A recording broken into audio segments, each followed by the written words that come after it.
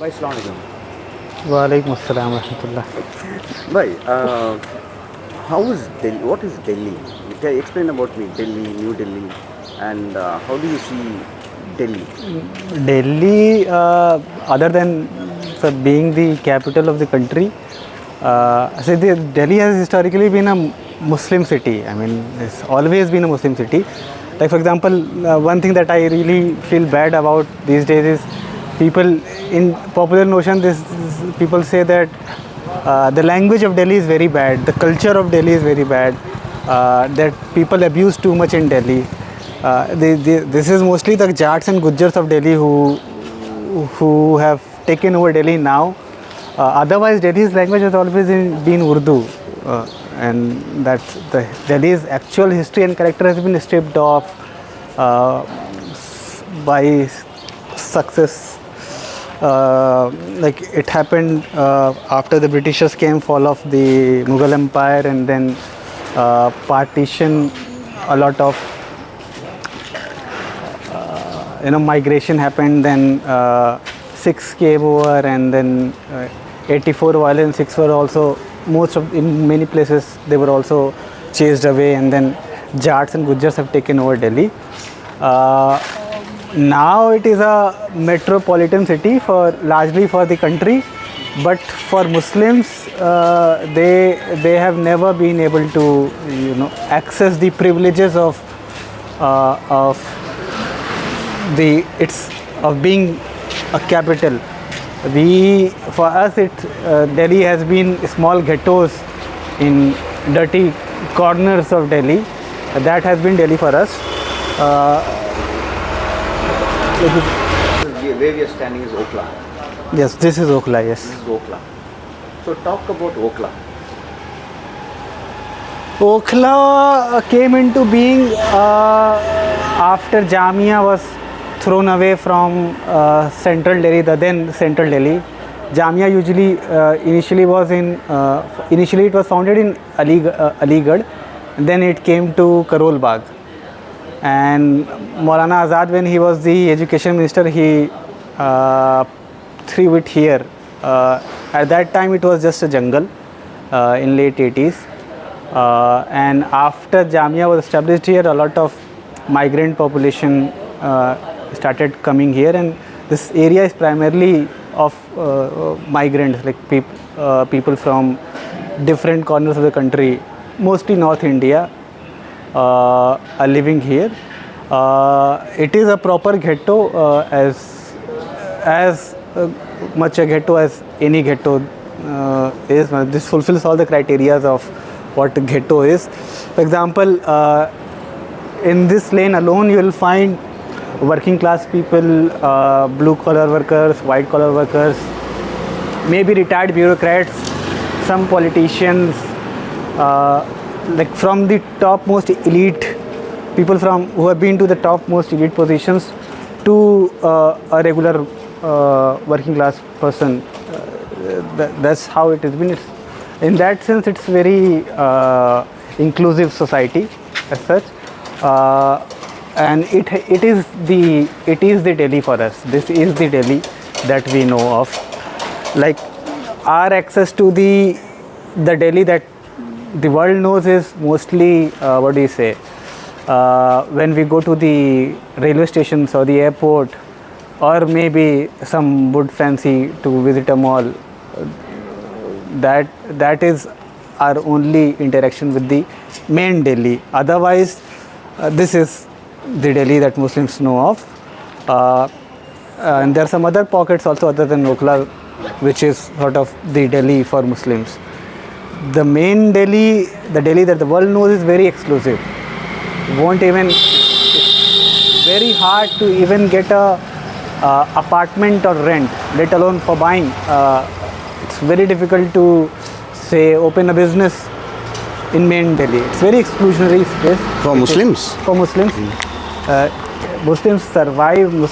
Delhi for Muslims is these ghettos. Okhla, Northeast Delhi. These are some small pockets where Muslims are living and thriving, and all population, like every class of Muslim in these pockets only. That's But when you say it's a ghetto, but you say there are various important, very people, political people. Who are the names you were saying? Some very important Salman people. Khurshid lives here. Salman Khurshid lives here. So Yeah. it's good because they have to leave. They have to go to other places. Why are they living in? Maybe ghettoizing is people. I would argue that whether it's a community is ghettoizing itself, not going outside other places of Delhi. Would they allow us to leave this place? I mean, if you won't believe, but the real estate prices in Okhla is much expensive, much higher than many of the sort of better places in Delhi. But people, despite being able to afford these places, won't be able to have access to it. This one major concern is security. At time of violence, communal violence, it's the safety of these people, people who are living, who would be living in those areas would be jeopardized. They would be the ones who would be attacked, and that's why a lot of people post Delhi pogrom in 2020 and consecutive violences around NCR. A lot of people who had actually had houses in these gated communities have put their properties on rent and have started living here on rent. I know like at least 3 families here in Okhla. So people are living here out of compulsion. Nobody wants to live in matchboxes. There's no access to sunlight, no proper water. The air here is worse compared to all of Delhi. All the privileges of being in capital that one might expect, none of it is here. No, there are 25 lakh population living in this small belt. There's hardly one government school for 25 lakh people. There's no government hospital here, none for 25 lakh population. This could have been a separate district. I mean, by the population standards. Not a single government hospital. I don't know if there's any functional dispensary also from the government. You'll find garbage thrown everywhere. We don't matter in the imagination of Delhi. No? They don't imagine us as part of Delhi. But the councillor is from a Muslim, right? Yeah. Obviously, who would? Since all the voters are Muslim, the councillor is going to be Muslim. So he could develop it. No, he could develop it might be the councillor is not able to. How are you going to develop a place that should ideally have say 5 lakh people and have 5 times more population? There's going to be such scenario, no? There's excess of everything. There's excess of population. Okhla is not expanding, but the migrants are coming. People like us are coming here, no?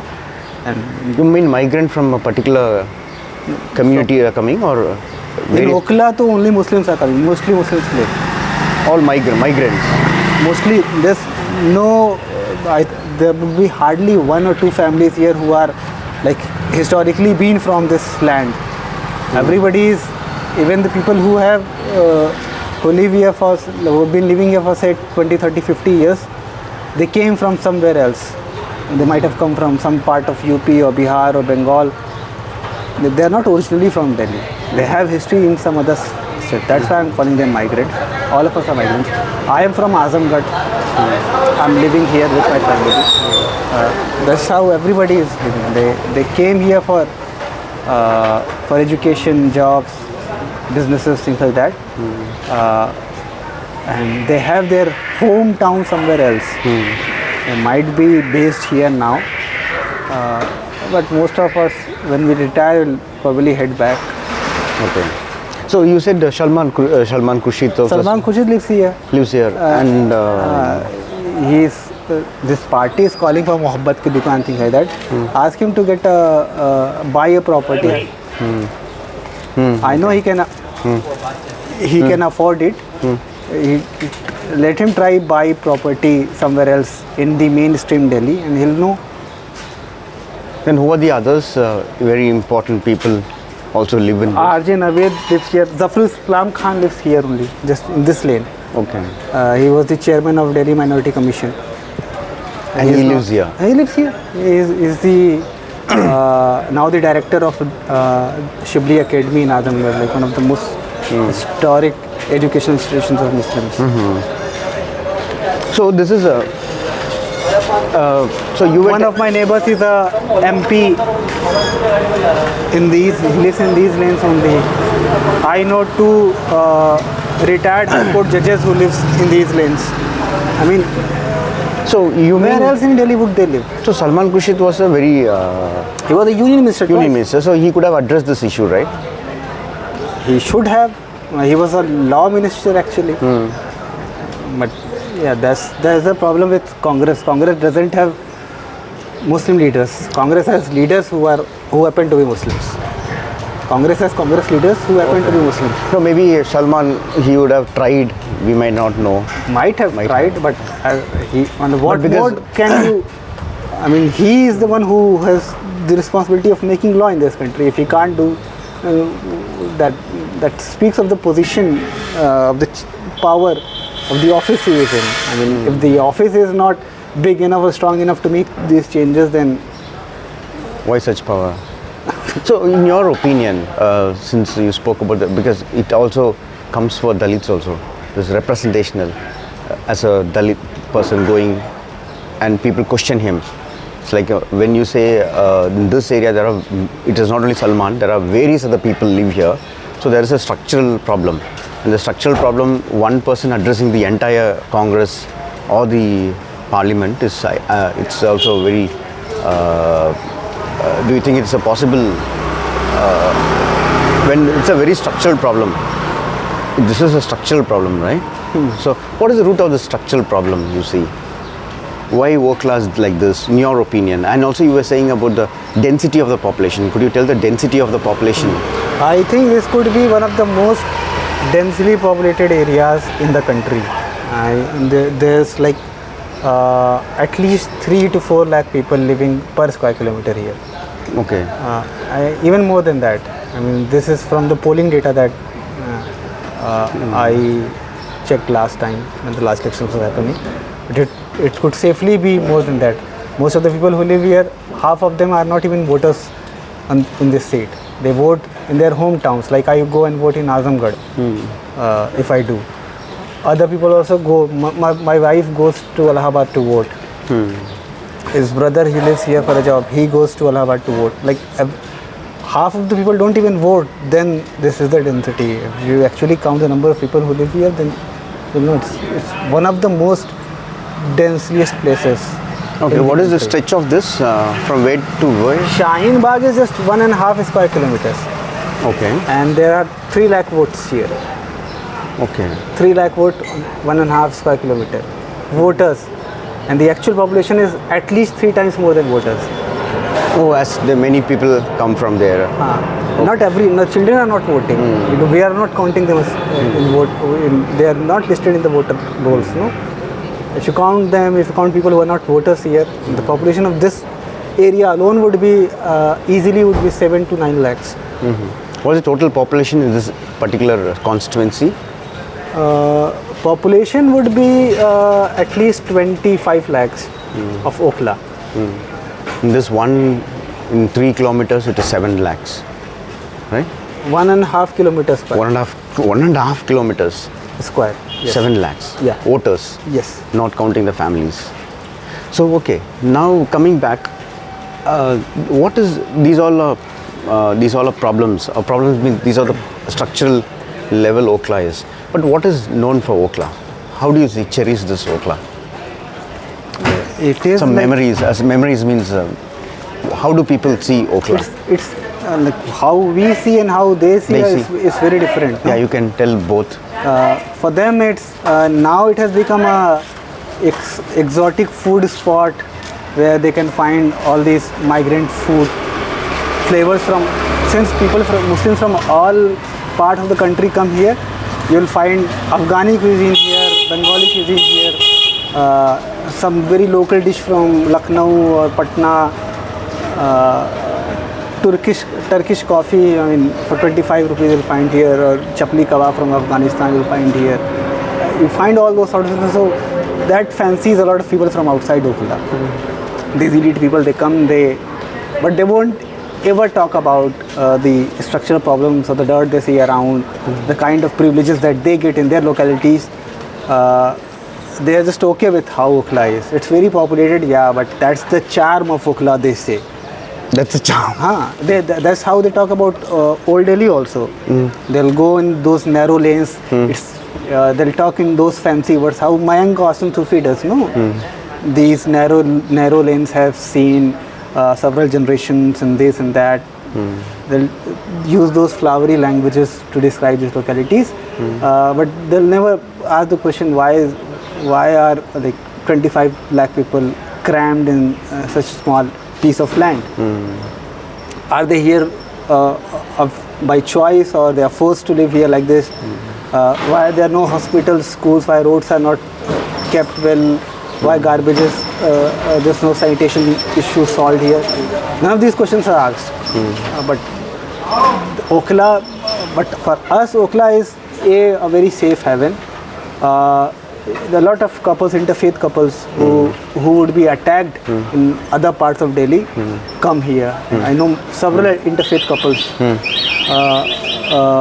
who, the situation of the country, the political climate is such that it's very hard for interfaith couples to survive. No? If one of the partners is Muslim, then it is even more difficult. They can live here. I know several families who live here. We have that, as such it happens in ghettos. It has its own like apart from the problems, it has its own you get to know all the distinct flavors of Muslims.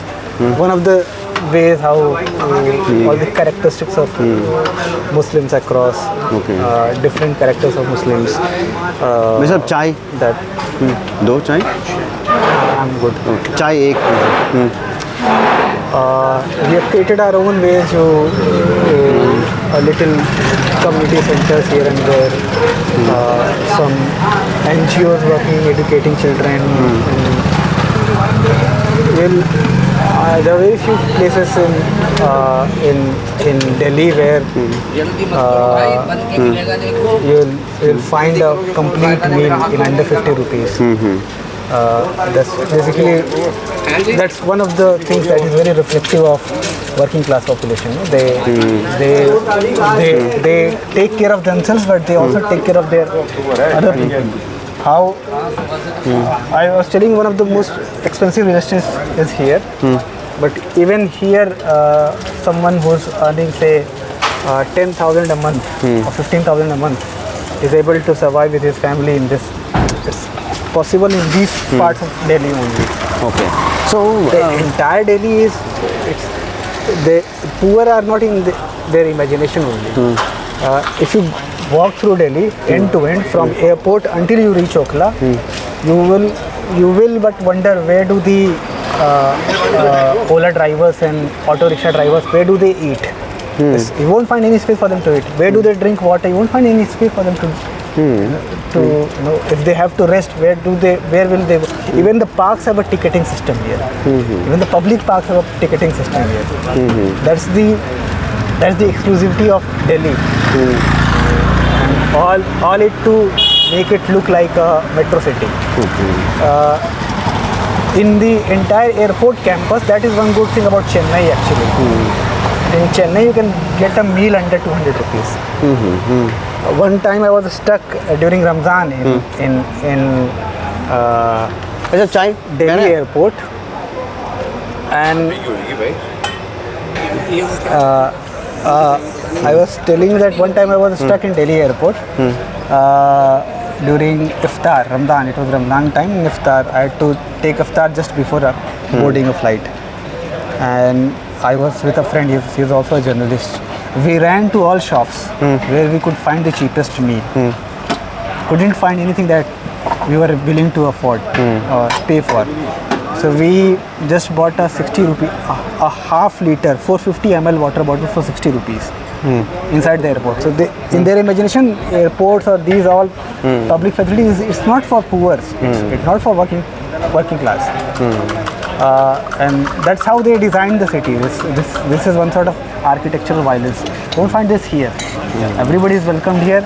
the richest of the rich comes and brings the same tea in the same cups that you and I do, and people who are even more underprivileged than us, they'll also avail these facilities freely.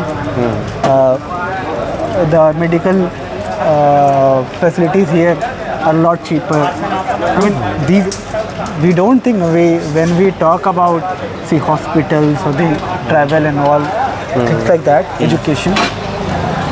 We would talk we talk about the Vedantas and Max hospitals of the world or Fortis escorts of the world. But there's a lot of population for whom these facilities aren't in their imagination. They can't even enter the gates of these beaches. So where do they go? Okay. So there's a school right in front of us. Yeah. These are the schools. People. Do they have a ground enough? They don't have land as much to have So ground. these youngsters who would live here, where is the ground for them? Physical activity? There's none. Some families I know, they have made it a point that once every week, usually on weekend, the entire family goes to some parks in the main Delhi, like Sundar Nursery or Humayun Tomb, and the family has a little picnic of sorts, and children play for a while and then they come back. They are raised in these lanes only. So in cricket, playing cricket, football? These lanes only. What are you saying? They play football? These lanes, terraces, yeah, that's how it's been. Oh. Any sportsman from here? Known sportsman?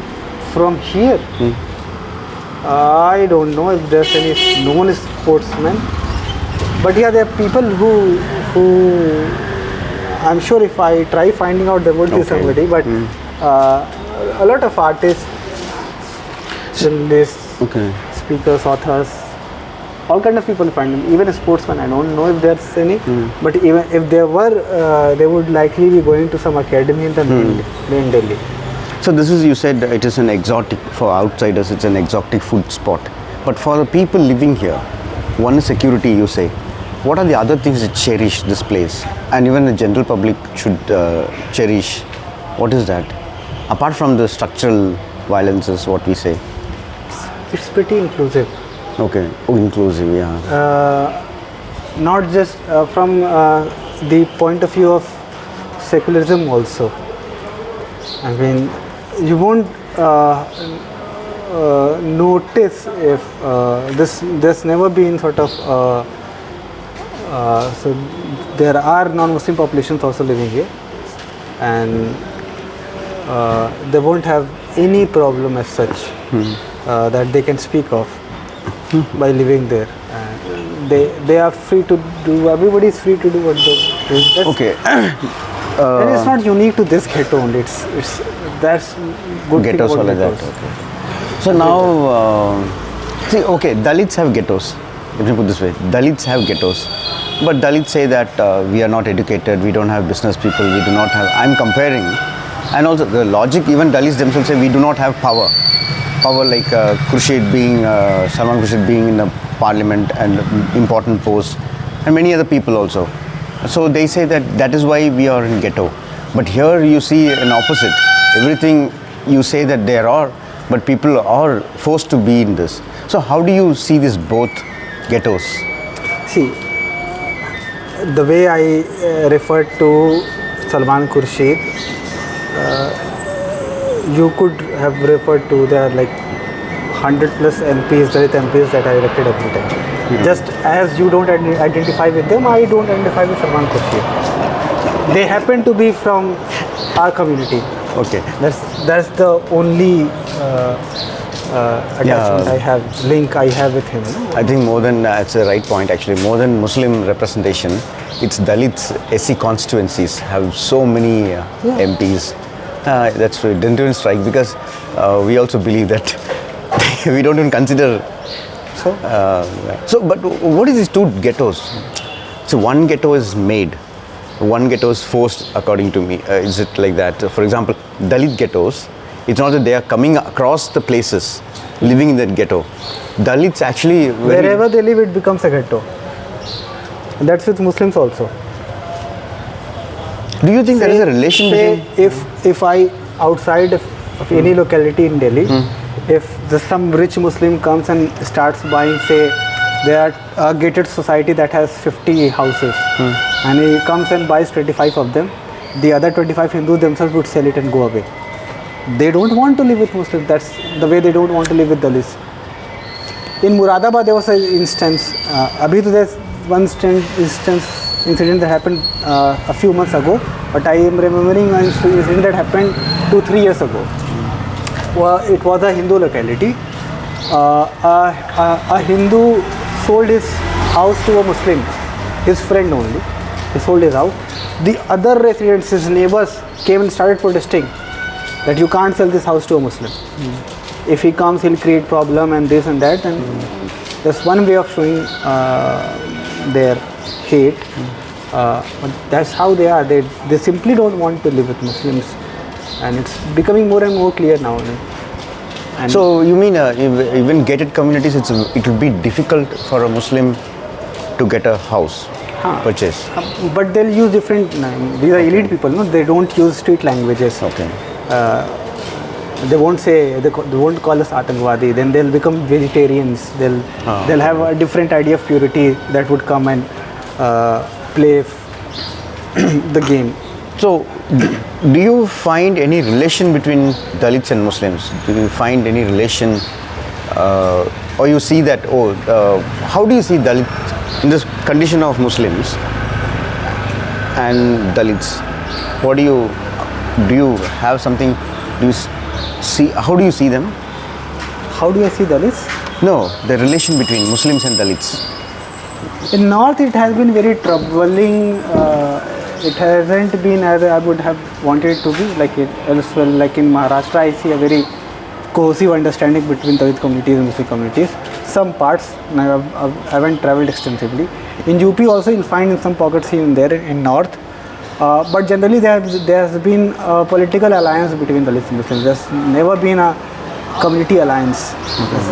Like until Kashiram Saab was there, he focused on it. He was really stressing on it. But other than him, I don't think Dr. Faridi was one who was trying to build such a cohesion. But other than these two instances, I don't think there's been any